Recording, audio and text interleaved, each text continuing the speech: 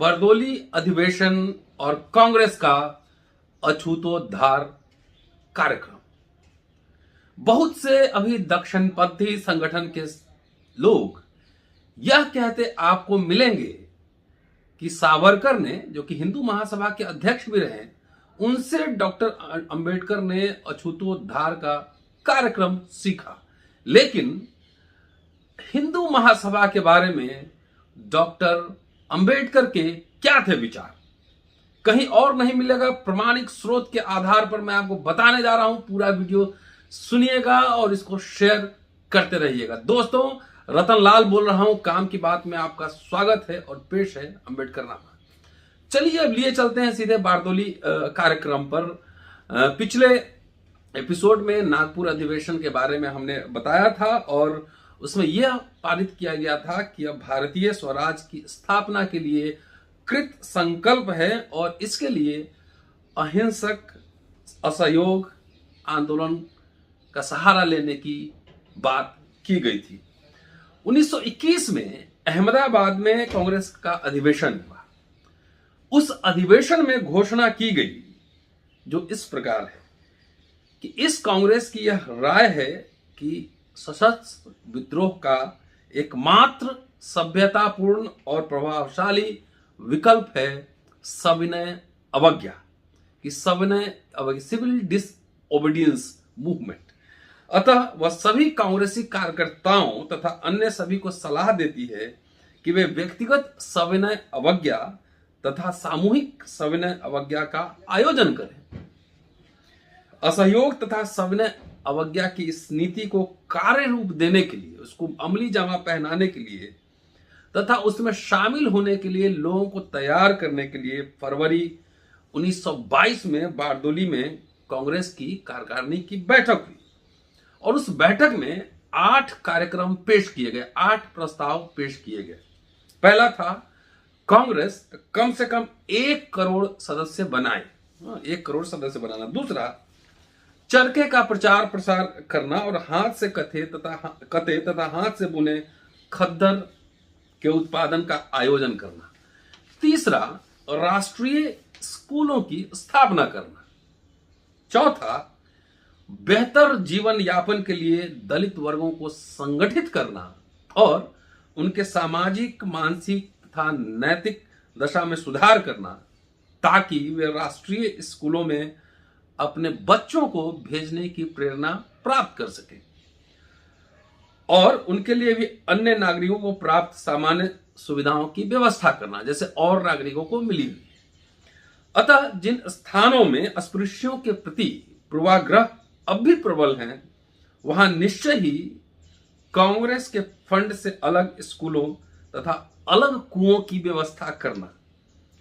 इस बात का भरसक प्रयास किया जाए कि ऐसे बच्चे राष्ट्रीय स्कूलों में आएं और लोगों से अनुरोध किया जाए कि वे अस्पृश्यों को साझे कुओं का इस्तेमाल करने दें। पांचवा, घर घर जाकर मद्यपान के आदतन लोगों के बीच मद्य त्याग अभियान का आयोजन करना और इसके लिए अपील करना, शराब छोड़ने की अपील करना। छठा, सभी विवादों के निजी निपटारे के लिए ग्राम तथा नगर पंचायतों का गठन करना, उनकी आज्ञा का पालन करना और यह सुनिश्चित करने के लिए कि केवल जनमत की शक्ति और पंचायत के निर्णयों की सच्चाई का आश्रय लेना। सातवां, असहयोग आंदोलन का लक्ष्य है सभी वर्गों तथा जातियों के बीच एकता स्थापित करना और भाईचारे की स्थापना करना। अतः उनके लिए एक समाज सेवा विभाग का गठन किया जाए जो बीमारी अथवा दुर्घटना की दशा में बिना किसी भेदभाव की लोगों की मदद करे। आठवां, तिलक मेमोरियल स्वराज फंड की उगाही को, कलेक्शन को जारी रखना और हर कांग्रेसी तथा कांग्रेस के शुभचिंतकों से अनुरोध करना कि वह 1921 के लिए अपनी वार्षिक आय का कम से कम 100वां हिस्सा कांग्रेस को दे। हर प्रांत तिलक मेमोरियल फंड से होने वाली अपनी आय का 25% हिस्सा अखिल भारतीय कांग्रेस कमेटी के पास भेजे। ये 8 प्रस्ताव बरदोली के कांग्रेस के राष्ट्रीय कार्यकारिणी में पास किए गए थे। इसके बाद इस कार्यक्रम को 20 फरवरी 1922 को दिल्ली में अखिल भारतीय कांग्रेस कमेटी की बैठक में प्रस्तुत किया गया और इसमें उसकी पुष्टि भी हुई। इस पे अंबेडकर टिप्पणी करते हैं कि यह कार्यक्रम एक अति विशाल कार्यक्रम है। मेरा इससे कोई सरोकार नहीं है कि समग्रतः उसके बारे में क्या हुआ, उसका कैसा स्वागत हुआ और कैसे उसे तैयार किया गया। मेरा सरोकार तो केवल उसके एक पॉइंट से है जिसका संबंध दलित वर्गों से है, दलित वर्गों की समस्याओं से है।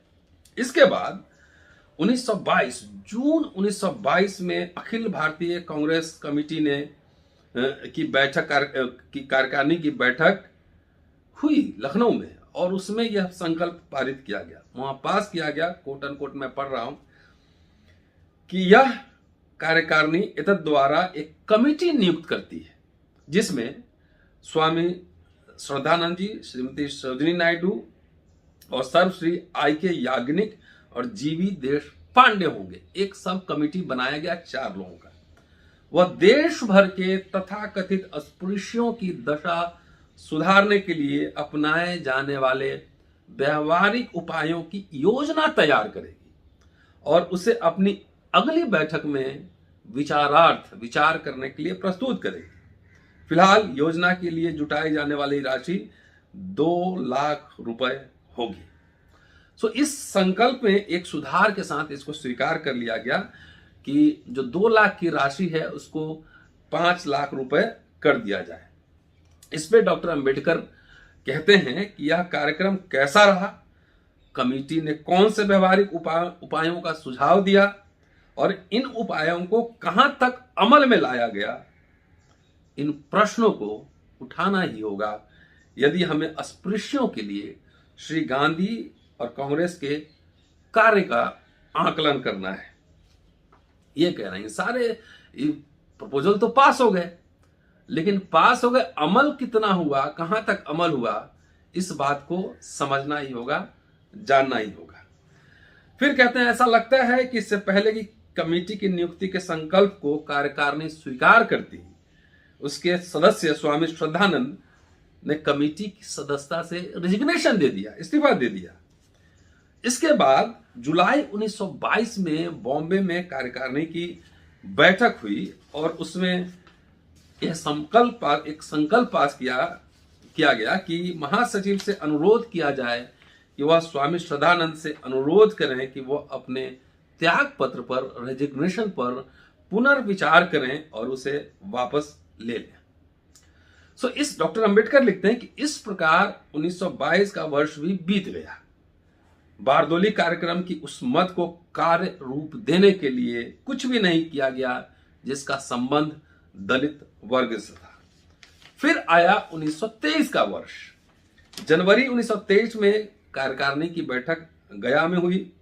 उसके बाद फरवरी 1923 में अखिल भारतीय कांग्रेस कमेटी की बैठक फिर मुंबई में हुई और यह देखकर, यह आकलन करके अब तक कुछ नहीं किया गया, उसमें निम्नलिखित संकल्प दर्ज किए गए। संकल्प क्या था ये सुनिए। संकल्प किया गया कि अस्पृश्यों की स्थिति का मसला आवश्यक कार्रवाई हेतु कार्यकारिणी के पास भेज दिया जाए। तब कार्यकारिणी ने क्या किया, 17 अप्रैल 1923 को उसकी बैठक पूना में हुई और पूना में जो संकल्प पास किया गया वह कुछ इस प्रकार है। ये संकल्प किया गया कि जहां कांग्रेस की नीति के फलस्वरूप तथा कथित अस्पृश्यों के प्रति व्यवहार में कुछ सुधार हुआ है, वहां यह कमेटी इस बारे में सजग है कि इस संबंध में अभी बहुत कुछ करना बाकी है।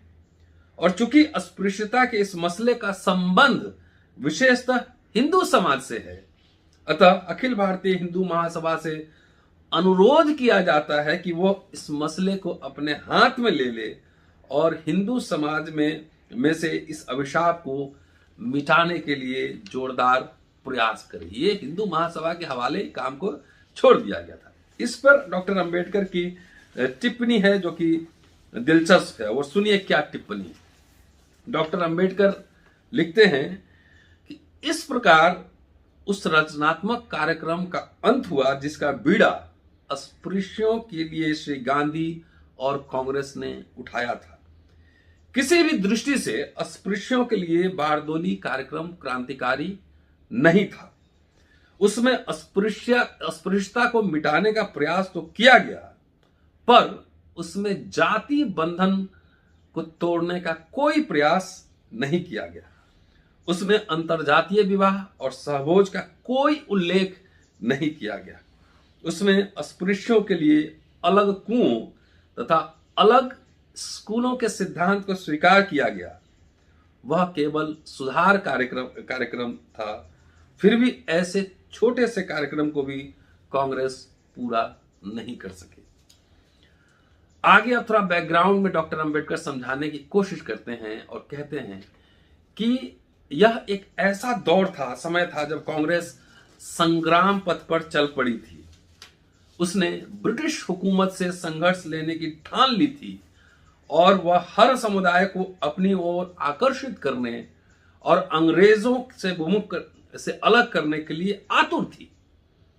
यह वह समय था जब कांग्रेस से अपेक्षा की जा सकती थी कि वह अस्पृश्यों को जताए कि कांग्रेस उसके पक्षधर है और वह उनका हित साधन मुसलमानों की तरह ही करने के लिए तैयार है।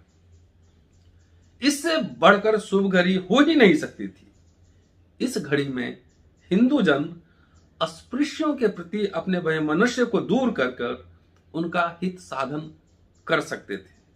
लेकिन ऐसी शुभ घड़ी भी हिंदुओं को इतना भी प्रेरित नहीं कर सकी कि वे अस्पृश्यों के हित में यह नगण्य कार्य भी कर सकें। अस्पृश्यों के प्रति हिंदुओं की समाज विरोधी भावनाएं कितनी कठोर रही होंगी।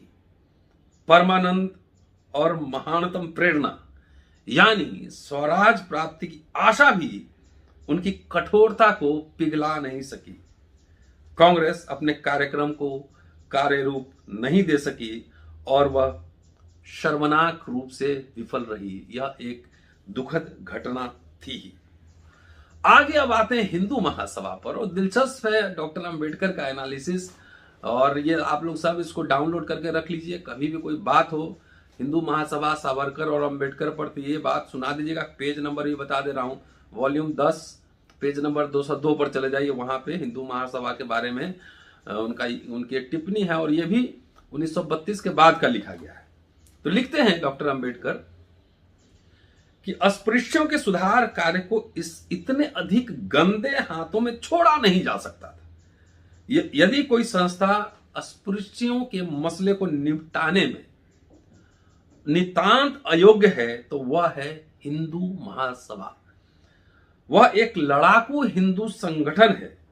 उसका लक्ष्य और प्रयोजन, पर्पस हर हालत में उस हर चीज का संरक्षण करना है जो हिंदू धर्म और संस्कृति का अंग है। वह समाज सुधारक संगठन नहीं है। वह पूर्ण रूप से एक राजनीतिक संगठन है जिसका मुख्य उद्देश्य और लक्ष्य भारतीय राजनीति से मुसलमानों के प्रभाव को मिटाना है। केवल अपनी राजनीतिक शक्ति बनाए रखने के लिए वह अपनी सामाजिक एकजुटता कायम रखना चाहती है। सामाजिक एकजुटता को बनाए रखने का उसका यह तरीका नहीं है कि वह जाति और अस्पृश्यता के बारे में बात करे। आज भी मोहन भागवत, आरएसएस, हिंदू महासभा, बजरंग दल कोई भी जाति और अस्पृश्यता पर बात नहीं करती है। फिर डॉक्टर अंबेडकर लिखते हैं कि मेरी समझ में नहीं आता कि अस्पृश्यों के कार्य को चलाने के लिए कांग्रेस ने क्या सोचकर ऐसे संगठन को चुना। इससे पता चलता है कि कांग्रेस जैसे तैसे एक विकट समस्या से अपना पिंड छुड़ाना चाहती थी। निश्चय ही हिंदू महासभा स्वयं तो इस कार्य के लिए आगे नहीं आई थी। कांग्रेस ने थोप दिया था, नहीं आई थी। कांग्रेस ने तो केवल एक पावन संकल्प पारित करके सिफारिश कर दी थी कि यह काम महासभा को सौंप दिया जाए। पर वित्तीय व्यवस्था का कोई वचन नहीं दिया गया था, पैसे की बात नहीं हुई थी। अतः कार्य योजना शर्मनाक और अपयशकारी ढंग से ठप हो गई, बंद हो गया। फिर भी ऐसे हजारों कांग्रेसी होंगे जिन्हें यह डिंग हाँकते शर्म नहीं आएगी कि कांग्रेस ने तो अस्पृश्यों के हित और ध्येय के लिए संघर्ष किया है। इससे भी घटिया बात यह है कि सैकड़ों विदेशी होंगे जो चार्ल्स एफ एंड्रयूज जैसे लोगों द्वारा किए गए झूठे प्रचार के प्रभाव में आकर ऐसा विश्वास करने के लिए तैयार है। एंड्रयूज महोदय श्री गांधी के मित्र हैं और उनका विचार है कि पश्चिमी जगत में गांधी का प्रचार प्रसार करना ही उनके जीवन का असली मिशन है। इस सेगमेंट में कंक्लूड करते हुए डॉक्टर अंबेडकर लिखते हैं कि इतनी जानकारी काफी नहीं होगी कि प्रयास विफल हो गया और उसे बंद करना पड़ा। यह जानना जरूरी है आखिरकार स्वामी श्रद्धानंद ने इस्तीफा क्यों दिया और प्रस्तावित कमेटी में काम करने से इनकार क्यों किया। उसके लिए कोई तो उचित कारण रहा ही होगा। कारण था, स्वामी जी अति जागरूक एवं प्रबुद्ध आर्य समाजी थे और सच्चे दिल से अस्पृश्यता को मिटाना चाहते थे। इस मुद्दे के बारे में स्वामी जी और अखिल भारतीय कांग्रेस कमेटी के महासचिव के बीच जो पत्र व्यवहार हुआ, वो पत्र अगले एपिसोड में सुनिएगा। बहुत ही दिलचस्प पत्र है। वो पत्र पूरा उदाहरण दूंगा कि स्वामी श्रद्धानंद ने अखिल भारतीय कांग्रेस कमेटी को क्या पत्र लिखा था और अखिल भारतीय कांग्रेस कमेटी के सचिव ने क्या उत्तर दिया था। देखते रहिए अम्बेडकरनामा, क्योंकि ये सबसे प्रमाणिक चैनल है। यहाँ मन की बात नहीं होती है, काम की बात होती है। और इसको शेयर करते रहिए, सब्सक्राइब करते रहिए, पूरा वीडियो देखना ना भूलें। और इस जो मैंने बात कही इसको जानने के लिए अम्बेडकर साहब की राइटिंग स्पीचेज हिंदी वाला वॉल्यूम 10 पेज नंबर 198 से लेकर 203 तक जाकर देखिए। ये सारी सूचनाएं वहां पर उपलब्ध है, मैं अपने मन से नहीं कह रहा हूं। शुक्रिया, keep watching and sharing Ambedkarnama. अगले एपिसोड में आपसे फिर मुलाकात होती है। शुक्रिया, जय भीम।